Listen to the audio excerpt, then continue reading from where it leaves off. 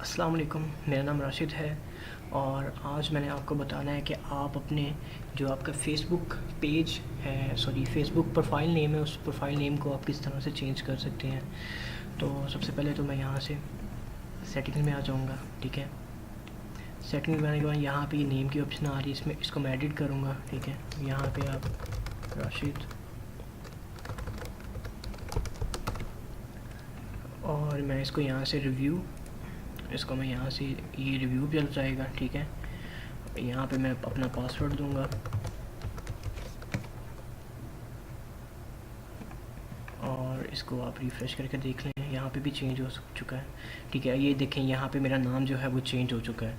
तो सिंपल मैंने आपको बताना था कि आप अपने जो आपका प्रोफाइल आईडी है फ़ेसबुक का, उसका नेम आप किस तरह से चेंज कर सकते हैं, जो मैंने आपको बता दिया है। और आपको पता है कि इस प्लेलिस्ट में हम फ़ेसबुक के बारे में पढ़ रहे हैं कि फ़ेसबुक को मैक्सिमम जो चीज़ें आपको पता होनी चाहिए वो क्या क्या है। तो आज जो है वो मैंने आपको नेम चेंज करना बताया है, ठीक है। तो आज के लिए यही है, नेक्स्ट जो है वो आगे बात करते हैं। शुक्रिया आपके टाइम का, थैंक यू सो मच।